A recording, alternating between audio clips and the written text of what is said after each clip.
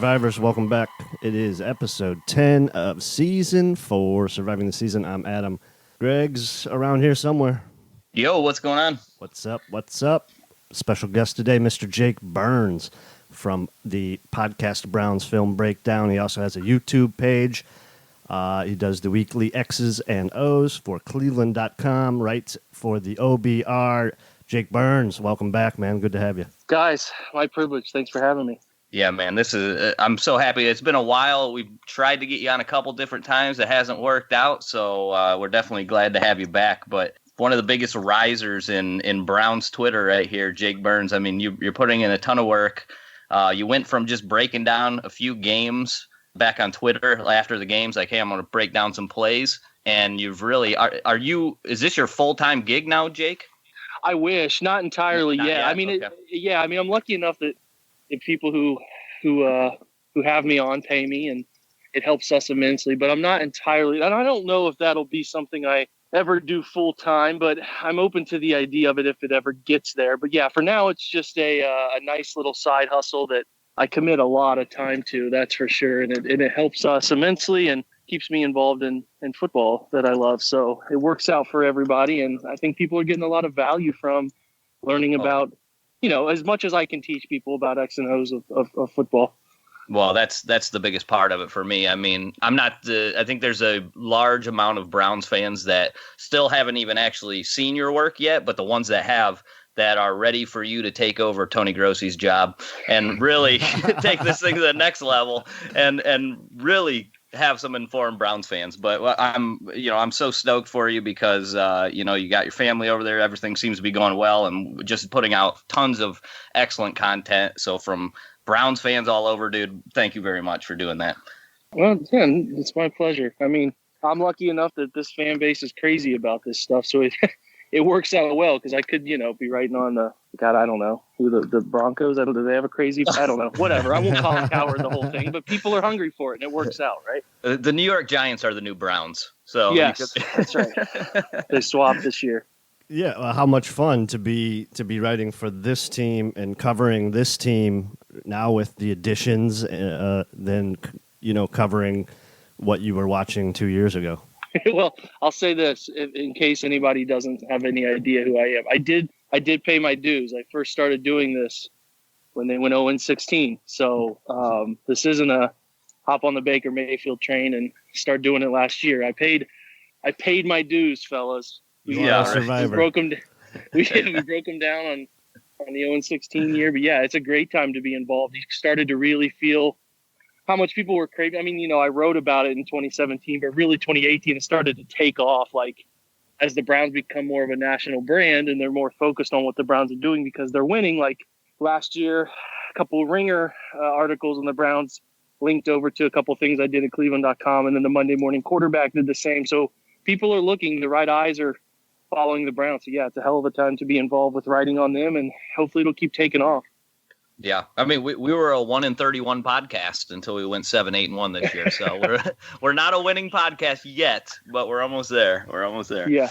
Let's jump right into it though. So obviously, we get OBJ, we got Baker Mayfield. Offense looks a lot better. Todd Monken being added with Freddie Kitchens, who did a great job calling plays in his 8 games of play calling.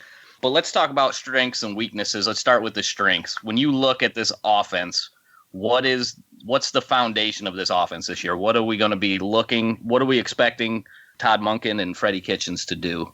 Yeah, I mean, I would say that I guess the strength is that we don't know that answer right now, right? Like they have so many different ways to attack teams this year between the wide receiver group that has Rashard Higgins and Callaway coming into their own, and then Jarvis Landry and Odell Beckham are the known quantities, right? You have that group, then you have Nick Chubb, who in 11, 12 games ran for almost 1,000 yards. And then you add in Kareem Hunt in week 8, and then you have David Njoku going into year 3. And all of a sudden it's just a really loaded group that you don't know how teams are going to play them and how they're going to attack those teams.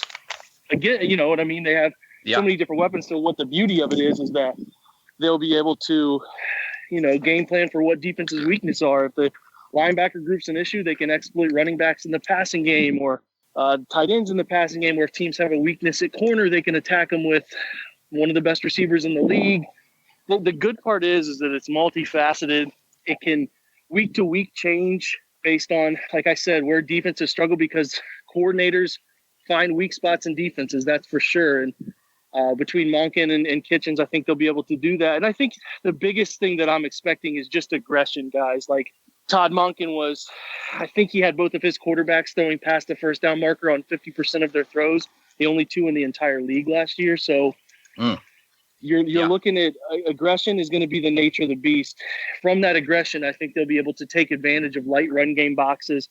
Nick Chubb ran into one of the highest least percentage of his runs were last year into eight-man boxes. So you spread teams out. You have 3 receivers on the field, a tight end who can play in space. That means you're probably going to have less men in the box. So it's going to help the run game. It's going to help just sheer numbers in terms of personnel is going to be better fit for this group. But to me, it's like the Browns had a very predictable path to winning last year. And I don't think that they have offensively as predictable a path, because they just have such a diverse set of weapons to use. And I'm fascinated at how they're going to deploy all those weapons each and every week, because it shouldn't be the same game plan week to week to week. We could see different variations of alignments, different variations of combo routes, different variations of run game packages. And you forget about Duke Johnson too, who they think they have a plan for as well. So just it's an embarrassment of riches. As long as they can hold up replacing Zeitler at the right guard position, they get solid play out of Austin Corbett or whoever, Eric Kush, whoever steps in there and plays a majority of the downs there. You have to feel pretty good about it. And then you just need to bank on the tackle play continuing to be as solid as it was weeks 9 through 17 there. And if Mayfield continues to be as comfortable as he was, sort of feeling pressure, that can all sort of work in perfect harmony. There are going to be bumps in the road. It's not going to go as well as we think it's going to go. I mean, I guess it could. Sure. You never know. It could just be the greatest show on frozen turf. But I think that people need to sort of temper their expectations that it might be a little bumpy to start as they figure it all out and grow in harmony and all that stuff. But they also have the continuity that is with Freddie Kitchens, and there's no reason. I say this all the time. You don't know what it's going to be like until you get into it, and certainly things could go sideways at any given moment.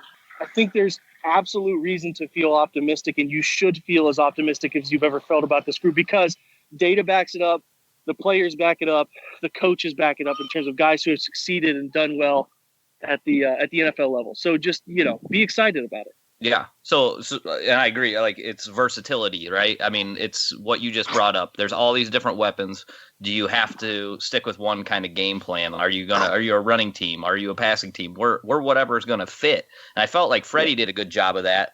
I went back, watched some Todd Monken, and like you said, it's a lot of more downfield throwing, a lot more spreading out the field than what Freddie Kitchens did. But I think, you add a guy like OBJ this year, you think Callaway takes a step forward. You think we're going to see a lot of those 4 wide receiver sets at times? It's tough. You don't know. I mean, they could. All 4 of those guys are very talented. I think they'd be best served to like the Rams did, and they sat in 11 personnel almost all of the time. I mean, the highest percentage in the league of 11 personnel, because there's so much you can do from it, and it lightens boxes. That's why Todd Gurley saw the least amount of 8-man boxes in the league. It wasn't even close, if I recall correctly. Yeah. So, you have a lot of positional versatility. Then you can rotate in a 4th receiver, Higgins and Callaway, that can spell guys who have been running downfield quite often. And you really got to keep using David Njoku, who I thought really took some of those strides you wanted to see from a second-year tight end going into year 3. And, you still have Seth DeValve who can catch the football, and what's his name, Demetrius Taylor that they brought in there. Harris, my bad. Yeah, Demetrius Harris, who they brought in. I screw his name up more than I should. But they have a few tight ends they like too. So it's really, to me, the beauty of their situation is, if teams try to take away this, we can counter with that. If teams try to take away that, we can come back to this. And that's important, because if you can only do certain things on offense well, teams will figure you out. And they have the ability with this group that they've collected to dictate those answers, dictate those schemes. And that's tough for offenses to do. Yeah, I mean, I agree with you 100%. If let's talk about the weaknesses. What's your area of biggest concern right now with this offense? Well, it's just the offensive line holding up to me. I think that you saw a lot of good things last year from the last half of the year, but is that going to carry over? Are you going to see Greg Robinson circa the end of 2018? Or are you going to see Greg Robinson from every year in his career before that? You just never know. Chris Hubbard, rough beginning of the year, but sort of came on. It all really depends on how Mayfield continues to help them, how Kitchens and Monken continue to scheme them some help. All of those things have to continue to fall in line.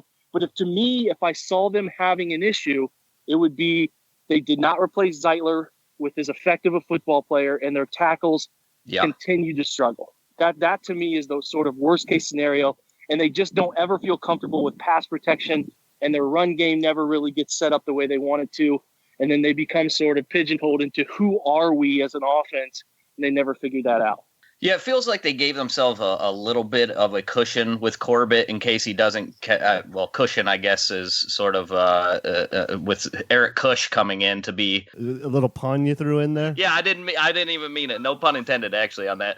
But Eric Kush gives you versatility, play that center or guard, and then you bring in Brian Witzman also, who you have veteran players to go. All right, maybe Corbett. We're not sure, so we're going to give ourselves a little bit of a safety blanket here.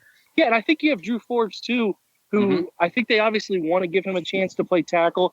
But, man, when you cut on his tape, and I wrote about him at the OVR, he just looks like a guard, and he looks like a really effective guard. Like, he can get out in space and move. Nasty finisher on pulling a like really good power run game blocker, but a guy who can use his core to sort of stabilize on the interior with good feet. I just feel like he's going to be a really good guard. Maybe not this year, but in the future. But, yeah, you have two guys who have played, at least under Dorsey.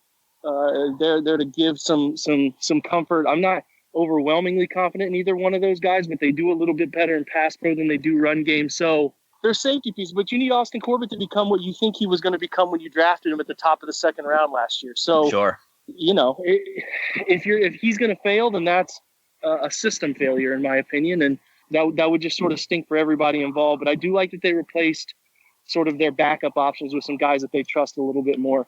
Yeah, I like that comment on Drew Forbes too. I mean, I watched your breakdown of that, and it's just his feet, man, just moves so fluid, Yeah, very smooth.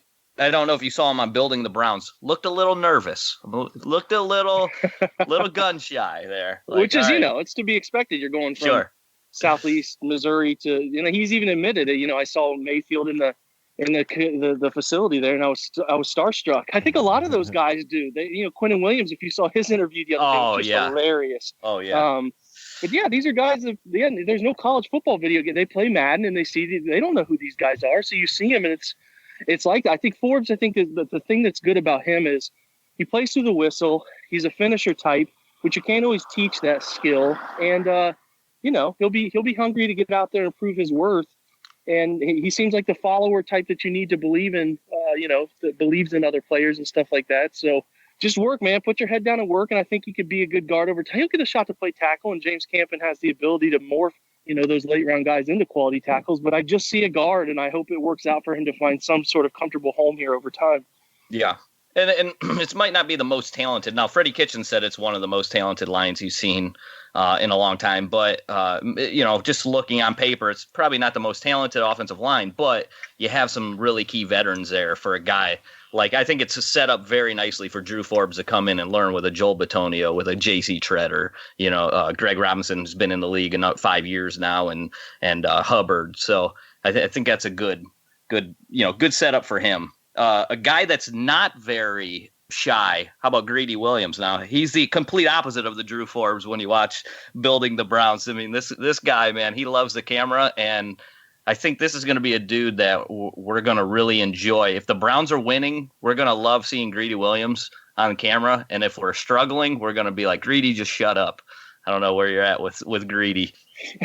I don't know. When you have a name like Greedy, I think that sort of probably comes with the territory right now. I mean, he's all of those corners are that way. They're wired confidently. They're built to play that type of, you can't defeat me attitude. I think it just gets wired into you from a young age in high school. So, I like him. I think he's going to be fine. Actually, I still have the same concerns I had when I watched him on tape, which was he's got some build concerns to me. He's very slight in the shoulders and the core. Like he just seems very. He's just small. Like, I know Denzel's a little bit the same way, so it might not matter. He's just a little bit. My little guy's yelling in the background. No problem. No problem. We're used to it, actually. No, I think he can be good. He's going to have to learn some different technique stuff. He's going to have to do some different things with what Steve Wilkes will ask him to do all the time in terms of sort of coverages. Like there's the popular video of him getting beat in the rookie mini camp, and that stuff's going to happen to a guy who is learning how to play bail technique, just from off-man position play bail. And he's got some things to learn. And Wilkes will hopefully be a guy who morphs what he does to really good man-to-man corner. So it'll work. You draft guys with ability, you find a way to make it work, and I think they will. I'm excited about Greedy for where they got him and the position that they got him and the value that comes from picking him 46. Yeah. All right, let's get into the defense a little bit here with the strengths and Steve Wilkes and when you look at this defense as a whole, what do you think what's the key to this defense? What's going to make get us put us at the top 10 in the league? Like what part of this defense is going to need to show up on a week to week basis to make us as good as we can possibly be? Good question. I think it's going to start and end with the defensive line because it has the most talent. Yeah, I agree. If you're looking at a really, really good addition to the opposite Myles Garrett role, Olivier Vernon will give you that. Adding Sheldon Richardson to what should be a really fun year for Larry Ogunjobi. I had a conversation with him on my pod, and he's just really excited, man. He's really excited about having the opportunity to work across from so many different talented guys up front and getting in shape. He knows he needs to be able to play longer, harder, that kind of stuff. So I think they go as far as that defensive line takes them, and they just need to be respectable in the secondary and be able to hold people down a little bit longer so that the easier answers aren't there to get the ball out fast, which is what we saw a lot of last year. Need the linebacker group to be respectable. You need Kirksey to sort of bounce back. I know that he had his best years were as an on-ball linebacker. Since he was moved off the ball, he has not played, as well. So I don't know what their plan will be with him in terms of getting him back to what he was doing effectively before Greg. But you just hope that he has a bounce back here, and Joe shores up some of the tackling issues he had last year. And then you're playing a diverse safety group that can be a part of that 4-2-5 stuff that you really want to play with. Murray, I'm a big believer in Sheldrick Redwine. I think he's going to be a phenomenal addition. But you have 4 safeties that can play a 3-safety role, and then you can play a nickel corner often too. So playing a safety group that can be as many 2 linebacker, 3 safety, or 2 safeties and a nickel look as possible. It's going to be important for the pass defense to just be good enough to allow the front 4 to feast there as much as they can, because they're talented. They can overwhelm. It's one of the more top to bottom strong groups. Obviously Philly has a really good group, but you're looking at one of the better starting 4 fronts in the NFL, and you just have to find a way to give them a chance to do what they're best at, and that's get after the quarterback and also be, effective enough in the run game to, keep teams at bay. So if you're asking what is the most important group, you would put the most important group on the one that has the most talent, and then just say I need my linebackers to be average, and then I need my secondary guys, my 2 corners and 3 if you include Terrence Mitchell. I don't want to hand that job to Greedy. I think Terrence Mitchell did a fine job last year. He can fight for that job, and he might hold on to it. But you just have – I think of what they did, and I talked about those guys myself, is I focused too much on them trying to improve linebacker when they're just going to play 2 of those guys often. They're just going to play 2 of them, and then have Taki, who I really like, and have Jannard, and then Mac, who I wrote about today, who can be guys that can supplement, do different things in certain situations, but then have as many DBs with diverse skill sets as possible. Yep. Different types of corners. They have 3 outside corners now who can all play. And then, that's including Greedy. If you're expecting him to be a contributor year one, TJ Carey on the inside, Eric Murray has inside slot, background to his skill set, which I'm sure that they like. And he also has tight end coverage, to his skill set. You have a backup free safety in Redwine to back up a really good free safety in Demarius Randall. And then you have, Burnett who can come in the box and play that position really well. He's most effective playing near the box. He's most effective in coverage from that spot. So they just have a bunch of different guys to do a bunch of different things. And when I analyze it, it's sort of, that's where my mind went about a month ago. I mean, not even been a month ago, might've been 2 weeks ago, just diverse skill sets Oh, yeah. in the secondary so that they can do different things. And I think that's where they'll be pretty effective. It's exactly what I see. The same thing with the offense. The defense has versatility. I mean, there's, like you said, there's just it's a matchup league. You hear that all the time, and we have guys that can do so many different things. Looking at who's the kid that Eric Murray. Like Eric Murray sort of, he can do anything. He sort of seems to be the guy that they bring in for BBC. He's a replacement. They feel like they're going to get more out of him than what they would have got out of BBC. You bring in Red Wine, who can play, free safety and strong safety. He played in college, and then Morgan Burnett. And it's sort of like you have, okay, your Jabril Peppers rolled into one, but with multiple guys. So you lose Peppers, but you replace it with guys that have the same skill set, but there might be two of them, and you can just give them. You can bring somebody in for a different role. Same thing like you said with the linebackers. It's guys that we're just going to bring speed. The question is, are they going to be able to cover? It seems like Schobert's been the only linebacker that could cover last year. Collins was not good the couple of years that he was here. Christian Kirksey was supposed to be a coverage linebacker. He hasn't been very good. And I wonder, watching Taki, when I watch his tape, I see he's fine. He graded out well, like just fine in Pro Football Focus, but they're not asking him to do a lot. They're just having him drop into some zones. And when you see some of these other teams, they'll have the weak side linebacker will go, one-on-one with a tight end and a good tight end. And you're going, okay, is Taki going to be able to chase around Travis Kelce? We'll see. Like that, I don't know. What do you think? Like, does Taki have that ability? Do you see that? Maybe Mac Wilson is the guy that might possess that ability.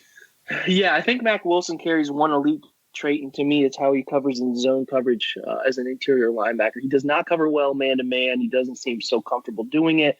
Taki has that ability. He puts some of it on tape, but he's transitioned to linebacker in the last year.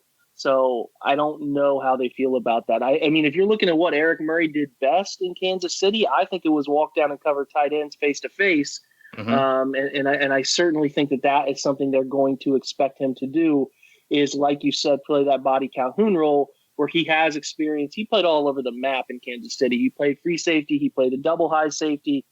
He played, like I said, walk down, press situations on tight ends. He played a little bit of slot corner. He played some edge support and loaded box situation. He did it all. And I think that's how they're going to view him. If they're playing Kelce and they have situations where they want a body on him that can stick with him, that's the guy that they would probably feel most comfortable doing it. Now, could you put Joe on him? Sure.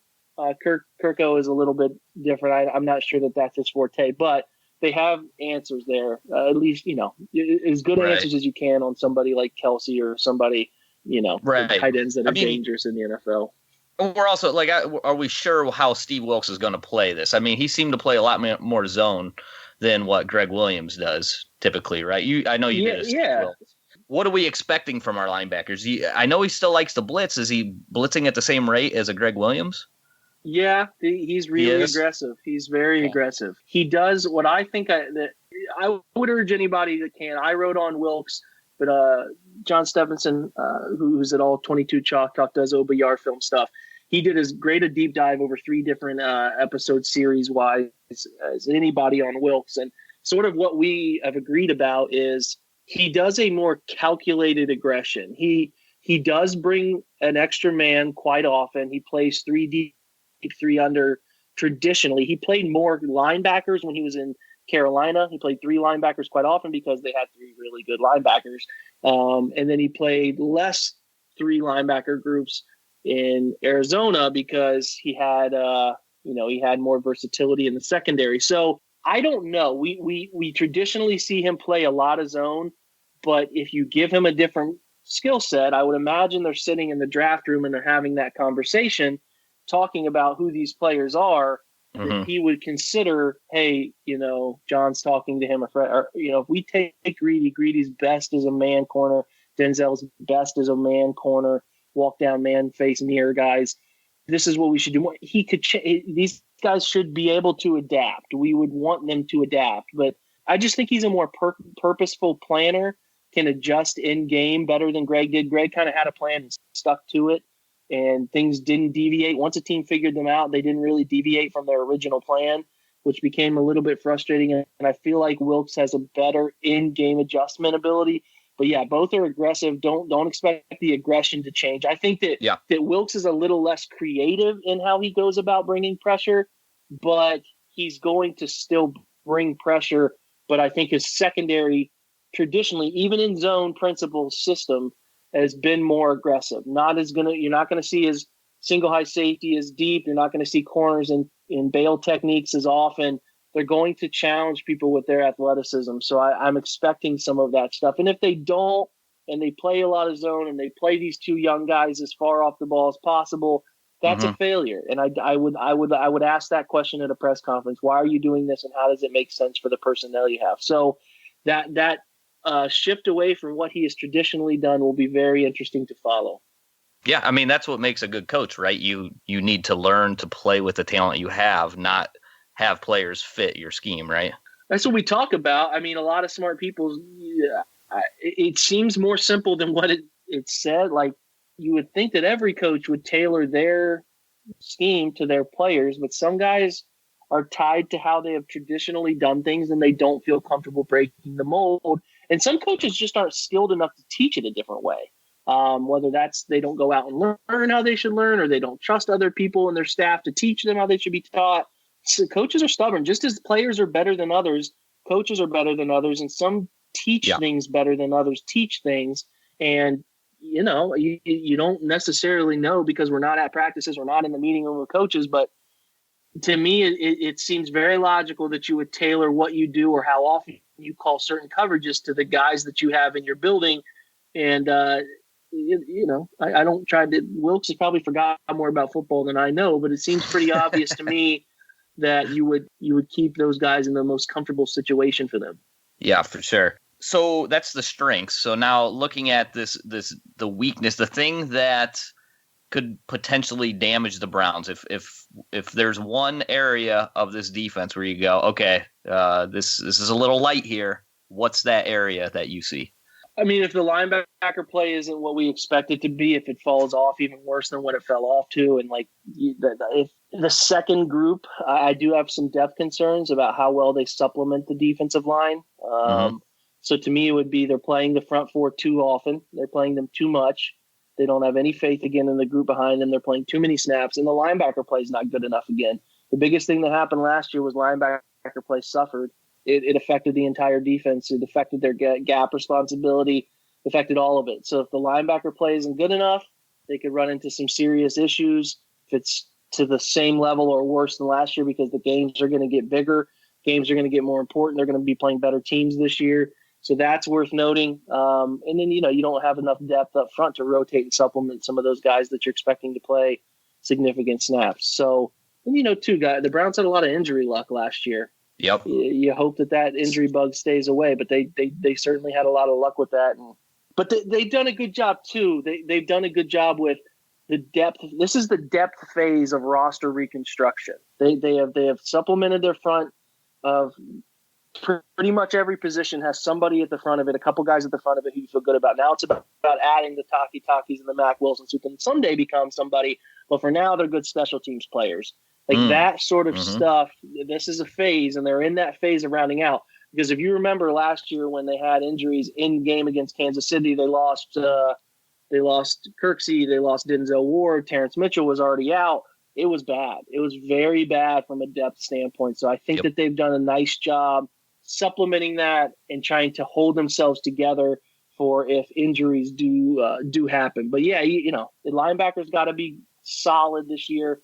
If it's not solid, it would be a massive weak point on a pretty good defense. And then, is the depth up front going to be okay with names they've had here? Because they've had Chris Smith, they've had Zettel, they've had Carl Davis, they've had Trevon Coley. Can those guys do the job up front? That's going to be the big question. Well, they're a lot better as backups too. And, when you're running Trevon Coley out there as your starter, then you go, oh, all right, this isn't good. This isn't going great. This is not optimal. Were you surprised, Jake, in a draft that was pretty top heavy on the defensive line that we didn't take any of them? Pretty surprised. Yeah, I thought they would take one at some point. I thought it would have been more wise to take a defensive tackle there over somebody like a kicker in the 5th round. But, to each their own. They must feel good about that group up front, that Wilkes and Tosh Lupoi have sat down and talked about it, and they feel better about playing.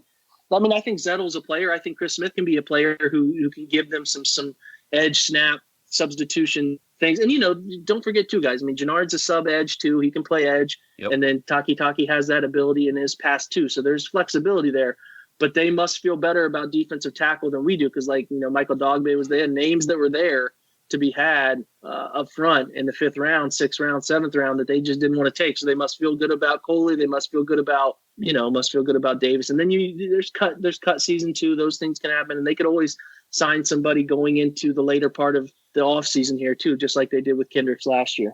Yeah, sure. Right. I'm surprised they didn't add a nose tackle, just a backup nose tackle. And you draft one of those guys in the 6th round. I think actually the kid from Texas A&M was still around before we draft the kicker, Mack, who you don't need a lot of snaps, but you got somebody that can play the run there. And I feel like Ogunjobi's good, but when you're playing 930 snaps like you did last year, who's coming in after him? Who else is playing the nose? Carl Davis? I mean, what are we doing there? That's the one I really worry about the most. It's not the most important position on the football field, but I mean, come on, you can get some snaps out of somebody there. Yeah, you just don't want to overplay Larry. I think Larry had really good situational play last year, but I thought he got worn down. I don't think there's any denying that, and he needs to be better, not reserving his energy for later in the game. He needs to be a 100% attack guy all the time. I'll get a break when I need a break type of player. So that's what they need. I'm with you. I would have addressed it, but they must feel differently in-house about that scenario. Yeah. Could have came down to value too. I'm sure they had some guys on the board. They drafted a kicker. I don't know about it, man. That's their. I'm not. You said value, and they drafted a kicker. I've said my piece on that one. Oh well, if he ends up going in the Hall of Fame, we'll all be eating, eating shit out of it. So, do you think?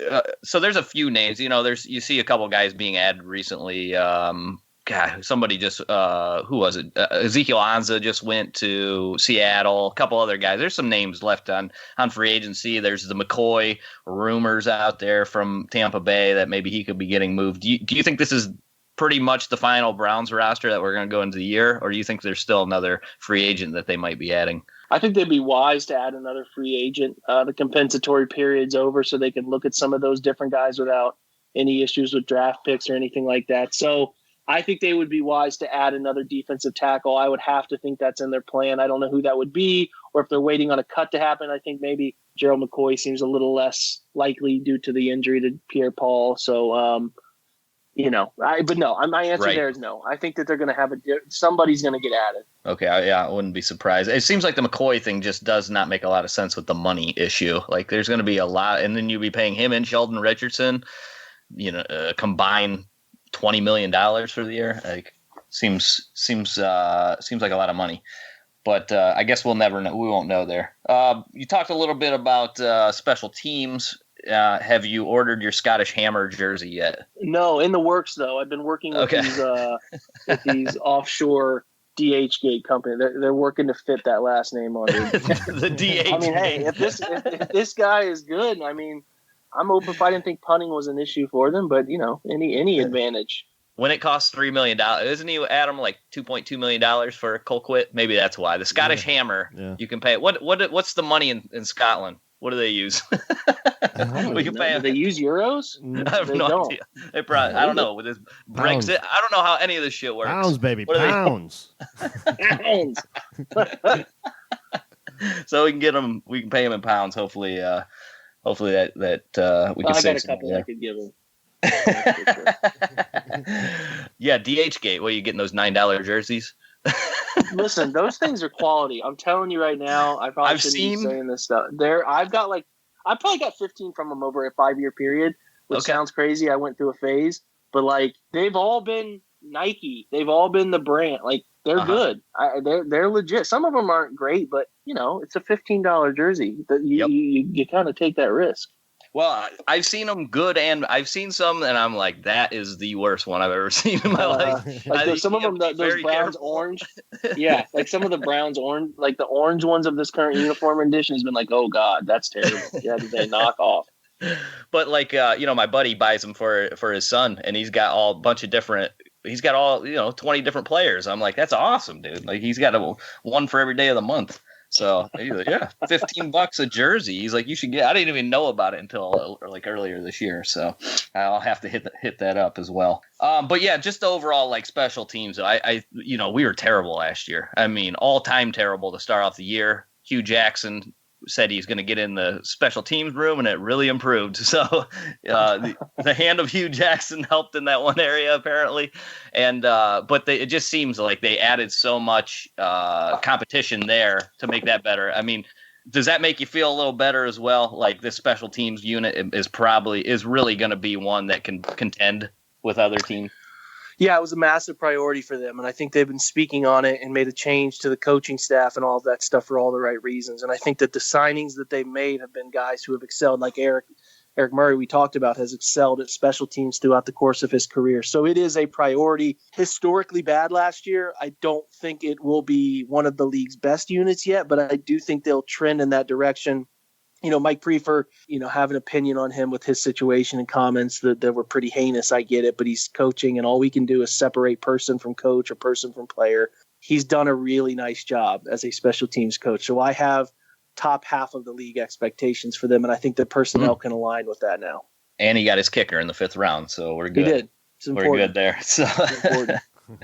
What do you got him going this year? Have you made a prediction yet? I know this is silly. I know it's silly because injury, but you gotta have a little fun with it, right? Yeah, no, absolutely. I think that I put it this way. I did a mock on my pod and I said 11-5. I don't think that's crazy. I think 11 wins is like the high end of a really, really good year. Could they win 12 and 13 games and it's historic? I think that's plausible with the paper talent that they have. But 11 wins to me seems like the high-end, realistic, good season. 10 wins is the most realistic number to me that could happen.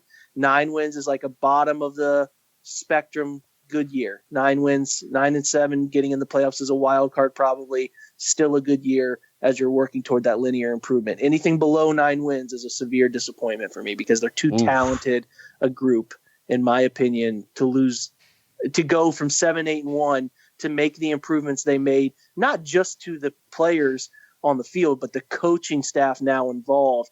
It would be a disappointment to go below 9 wins. So 9 to 11 is the range between low end happy, high end very 11-5 happy. And like I said, I settled on 11-5, but 10 wins sort of feels like the most realistic and really good outcome for them. They haven't had 10 wins since 2007, right? So, you would feel really good about that. Yep.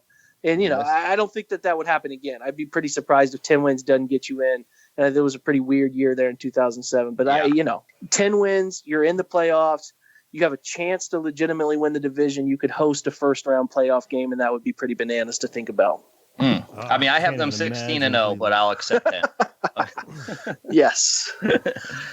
Odell Beckham, Met Gala, wearing a kilt. You're the replacement for Tony Grossi here in 5 years. I've already called it. I know you haven't agreed to it, but we've already made that happen. We're gonna make it happen. You see him in a dress. It's a kilt. Are you worried about the mental health? Because Tony Grossi's worried about mental health. Do you have any issues with the kilt? Look, I couldn't conceivably care less. Like if I cared less, I would just like snap fingers, drift away into dust. Like I just don't like. Who he is.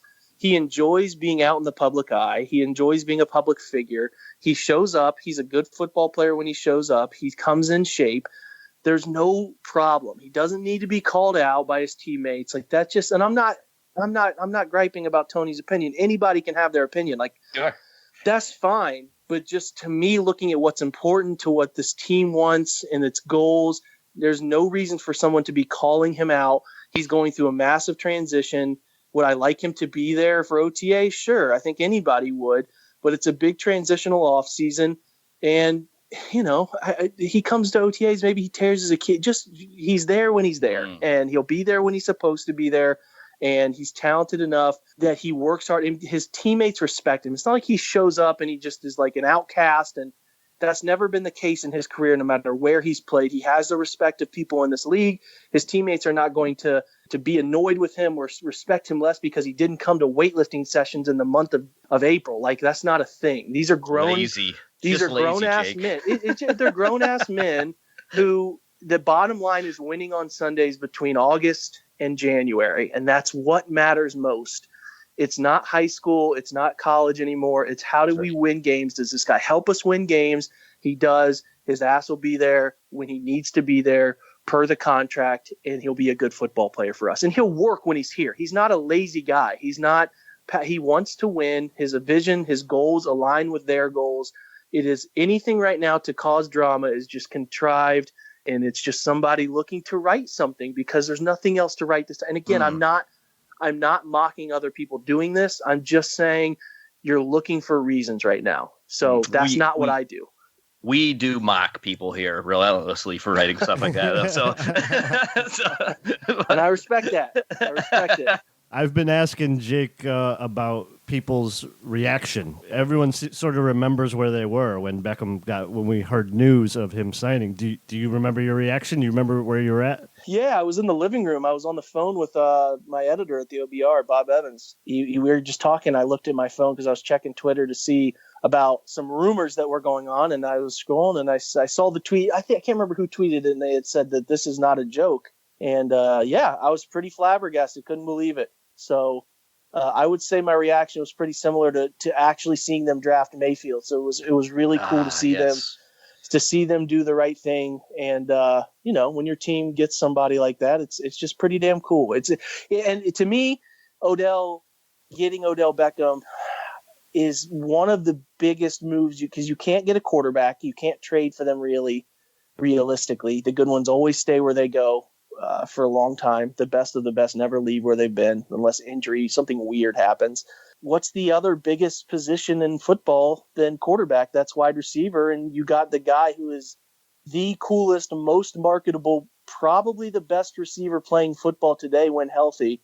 So it doesn't get any bigger than that. I would say seeing that is the football equivalent to your team signing back LeBron James in 2014. That to me is what it was. So with all the rumors that led up to it and all the people talking about it, and then it's boom, it's there. It's the same thing when LeBron dropped the I'm coming home article. It was really neat. And you'd only get so much of that in your adult sports life. And that was, for me, it was really cool to see the Browns go out and do a move where you're like, my team that I write for and I care for, and I've cared for since I was a kid, did something big time toward winning right now. And they care. And it's accumulation effect. Yeah. I had the Tampa police out here. Wondering what the fuck was going on. Probably looking at local automobile wrecks for football players there in Tampa. Yeah, right. Keep that guy locked up, man. Gee, many Christmas. He can't leave the house. That's what I was going to say. Who's had worse off seasons than him, than JPP? Like, it's just every off season's terrible, is it not? Adrian Peterson, maybe. I don't know. I mean, I guess. Well, he's only had one bad one, right? Or did he have? What did he get? He get in trouble a second time and. JPP has blown up his hand and broke his neck. Just bad luck. Yeah, he doesn't do anything like criminal. He's just like bad luck. Yeah, man. That guy is. Whew. I don't know what to say. The police would show up in Tampa because they're surprised anybody's cheering for football. They'd be like, "What the hell?" They're like, "What? The Rays are still here?" No, I have a friend of mine who is a big Buccaneers fan. He came up to Ohio for college to play football up here, and I just saw that and I just texted him and he said, and then the 3 days later or whatever it was when Jameis Winston took the golf ball off the tee on a helmet, I was like, nothing sums up Tampa Bay Buccaneer football than these two incidents in a matter of 3 days. And then I reminded myself, oh yeah, we lost to those guys last year. So never mind. It literally sums up the entire state. It is complete. Just living in Florida makes you crazy. Florida Man Challenge. Oh man, they got Carl Nassib there, so they'll be fine. They do. Financial success is thriving. Oh, I just wanted to add, big thing about Beckham and the OTAs. One guy didn't show up to OTAs last year. I don't know if you've ever heard of this guy. His name's Tom Brady. Found out he didn't go to OTAs, and his team still won the fucking Super Bowl. It's unbelievable that you could do such a thing. You don't show up to a voluntary thing and you can take your team all the way to the Super Bowl still. So there is some hope there. That's generally a good thing. Throwing flat routes in June, or throwing post routes for touchdowns in January and February for Super Bowls. Yeah, I think you try to find that balance there. Yep, exactly. Anything else, Adam? No, I think we can wrap. Yeah. Good stuff today, Jake. Thank you very much again. Yeah, no, hey, my pleasure, guys. Always enjoy chatting. Yeah, for sure, man. Why don't you shout out your Twitter, where people can find you? Go ahead, promote your podcast and YouTube channel and your work. Yeah, so, I try to once or twice a week write on both the OBR and Cleveland.com. You can find those there. Usually have a film room label. And then, Browns Film Breakdown has its own YouTube channel by that name, and then a podcast also by that name. And then there's my Twitter account at Jake_Burns18, and then the at Browns Film BDN Twitter account. That's where all my nonsense and drivel can be found. Awesome, not man. drivel. Yeah, not drivel. Thank you so much, man. Appreciate the work you put in. It's amazing how much I've learned from it. Thank you very much for coming on. Hey, my pleasure, guys. Again, seriously. Thanks anytime. All right, everybody. There was Jake Burns. Thank you again, Jake. Always great stuff. Greg, what is our Twitter? Our Twitter is at STS Podcast, and our email is Surviving the Season at gmail.com, patreon.com/STS Podcasts. Shout out to our executive producers over there supporting the show. Thank you guys so much. #Road to Redemption. Greg, tell them what we say. keep on surviving.